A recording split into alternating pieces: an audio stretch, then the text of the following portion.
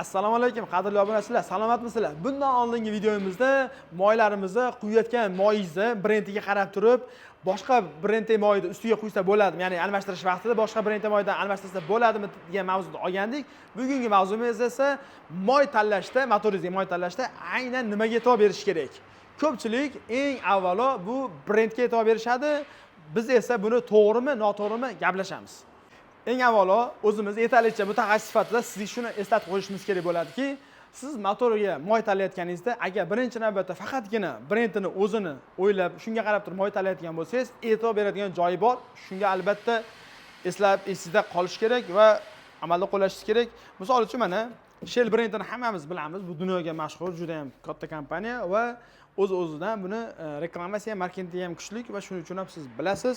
Mana shu joyda eng ommabop bo'lgan moy bu Shell Helix Ultra sinfidagi 530 professional mana aga dopiskli bor. Agar shuni siz 12 ta Gentraga quyayotgan bo'lsangiz, albatta xato qilyapsiz.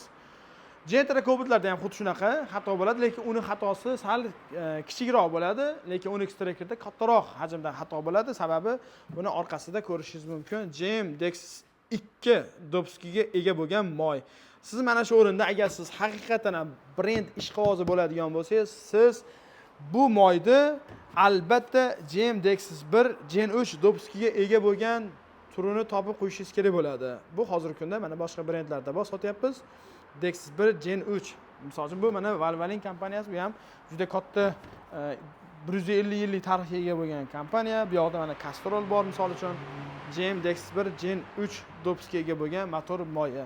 Aynan mana shu joyda siz brendga urg'u berayotganda albatta buni yozuvi, buni nomlanishi emas, uni ichidagi moyni nimaga javob berishi, qaysi dopiskga javob berishiga e'tibor berishingiz kerak bo'ladi.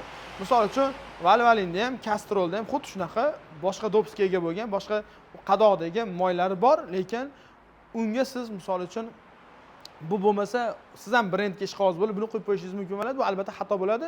Mana shu o'rinda siz albatta motorga moy tanlashingizdan xulosa chiqaradigan bo'lsangiz, siz albatta mashinangizni motoridan kelib chiqib va uni mashinangizni ishlab chiqarish tomonidan reglament, ya'ni kitobchasida yozib o'tilgan ko'rsatmasiga asosan tanlashingiz kerakligini hozir sizga eslatib, shuni yechimini beryapmiz. Shuning uchun siz albatta profilga obuna bo'lib qolmaysiz, obuna bo'lib qo'ysangiz, keyingi safar mana shunaqa foydali videolar o'tib olmaysiz. Fikringizni kommentariyga yozing, like bossangiz, qolganlarga ham foydali bo'ladi degan umidaman va mashinasi bor yaqinlaringizga, ayniqsa Gentra, Cobalt yoki Spark emas, 12 Track haydayotgan yaqinlar bo'lsa yuborib qo'ying. Ana o'shalarning buni dolzarbligi juda ham yuqori. Xullas, brend deganda hammamiz bilamiz, eng mashhur moylar, ular reklama, marketing jihatdan ham yuqori pul sarflaganligi uchun ham siz taniyotgan bo'lasiz. Aynan brendga e'tibor berishda, misol uchun, konkretniy dopiskidan tashqari, xo'p, uni ommabobligi, mashhurligi ham sizni to'laydigan xarajatingizga albatta ta'sir qiladi. Shu o'rinda men ham sizlarga mutaxassis sifatida, yetarlicha mutaxassis sifatida sizga tavsiyam borki, ommabop bo'lmagan, mashhurligi kam bo'lgan, lekin mana shu dopiskga ega bo'lgan boshqa brend moylarimiz bor. Ana o'shalardan tanlab qo'yishingiz ham zo'r bo'ladi. Hech qanaqa muammo bo'lmaydi. Unaqa moy quyib yuradigan mijozlarimiz ham 100 minglab, 200 ming, 500 minglab yurishibdi. Lekin sizga asosiy kichik e'tibor beradigan joyingizni ko'rsatib o'tdik.